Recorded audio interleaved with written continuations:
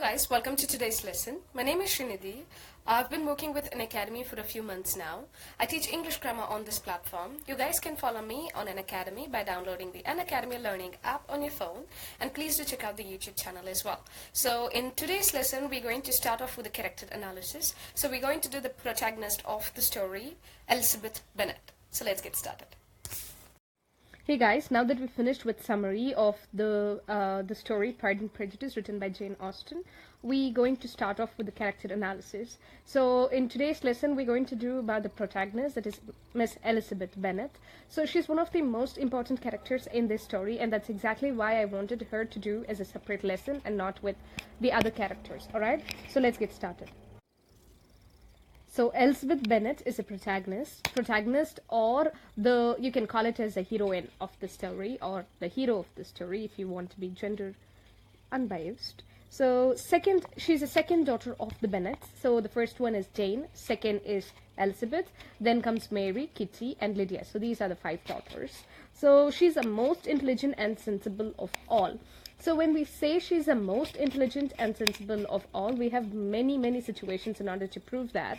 So in spite of being surrounded by a mom who's willing to get rid of them at any cost. So her mom even goes to the extent of making Jane fall sick by sending her on a horse so that she gets to stay, or she gets to spend more time with Charles at his mansion.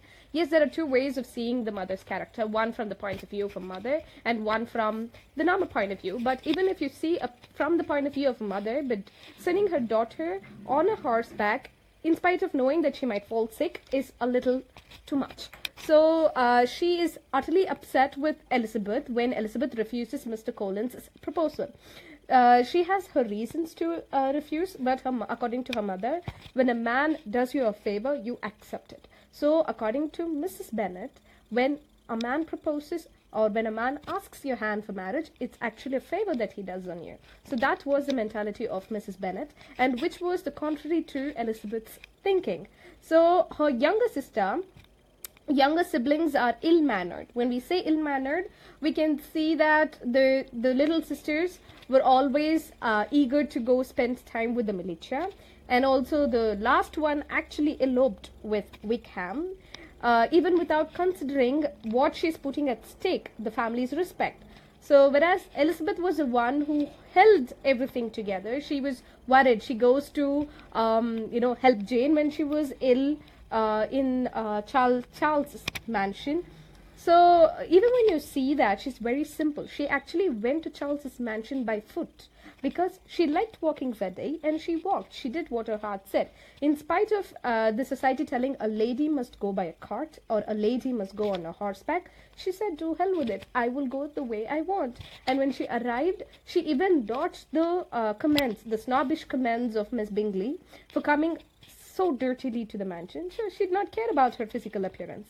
She did what she wanted to do. So this caught the attention of Mr. Darcy, and she carries herself well and impresses people with her smart mouth.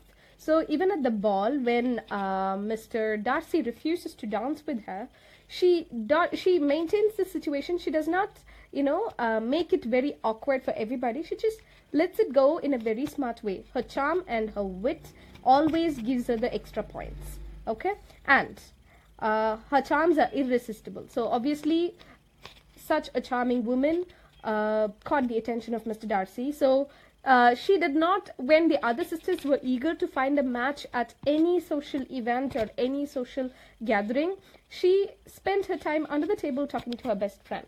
So you can actually see how different she was from all the ladies back then. It was actually refreshing to see a character like this from which is little different from the usual ones, right? So I suggest you read this book if you have time, because when you read it's mostly the story is in the manner like where the dialogues keep happening. So when you see the way she can talk, where she can argue, it's literally mind-blowing. And she also manages to dodge the snobbish comments by Miss Bingley and Lady Catherine. So I told you the story behind Miss Bingley's comments of when she comes by foot with dirty clothes. And Lady Catherine, what she does is, so Lady Catherine also has a daughter So she happens to be the aunt of Mr. Darcy. So what Lady Catherine expects is to marry her daughter off to Mr. Darcy. So you can actually see Jane Austen has written that Lady Catherine's daughter is a bit ugly. So, when Lady Catherine learns that Darcy is interested in Elizabeth, so she pays a visit to Netherfield Park to meet Elizabeth, and she says that she wants her to stay away from Mr. Darcy because she is trying to build an alliance between her daughter and Darcy. So what Elizabeth answers to it is she does not promise anything that will not be according to her wish. So she says that I will not intentionally hurt you, but if that's what I want, if that is what my heart desires, that is what I will do. So here also she puts her foot down, and she expresses her feelings even to a woman who is from a very high social status. So she is a woman who can think independently and act independently without having influenced by the society's rules or the snobbish people around her. Okay, and then in the beginning she judges Mr. Darcy quickly but realizes later. So this is a point where she is also prejudiced in her own way.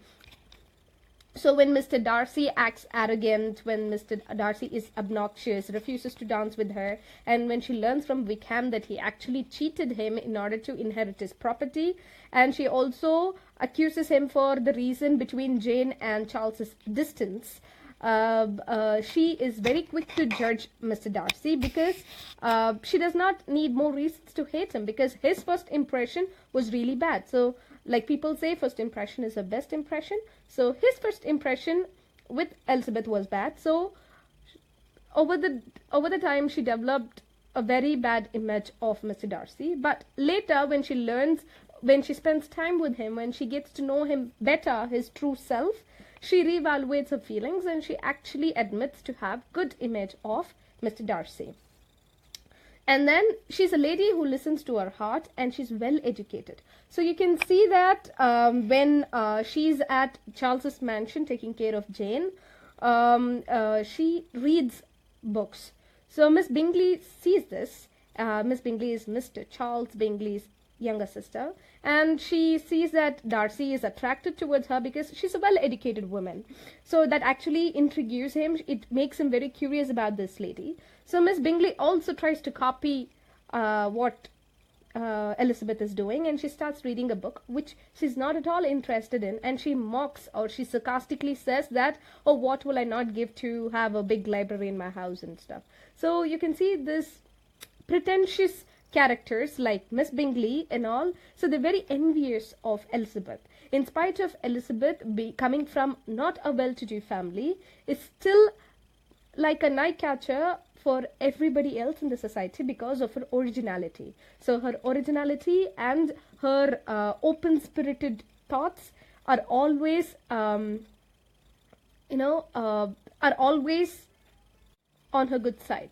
So then Mr. Darcy and Elizabeth start off on a bad note, but then at the end they fall in love and get married. So as I said, from the beginning they've had a rough start, but as the story progresses, it's Mr. Darcy's character which is very persistent and determined, that does not give up on Elizabeth or her family, that actually wins her heart over. So when you see he helps to pay off Wickham in order to get the couple married, that is Lydia and Wickham married, and you can also see that he persuades Charles again to go back to Jane, and many other situations where even after being humiliated by her when she refuses the first proposal, he still continues to be as a good friend, and he invites her, he acts as a gentleman and he invites her to meet his sister. So these events actually pay off well at the end, and they get married at the end. So in this story, Elizabeth's character is very, very strong. In spite of being a woman, her character is portrayed better than the characters of the men in the story. So I suggest, if you have the time, to kindly read this book because it's worth the time. And thank you so much for your time. I'll see you guys in the next lesson, where I will give you a character analysis of Mr. Darcy and Mr. Collins. I'll see you guys in the next lesson. Bye-bye.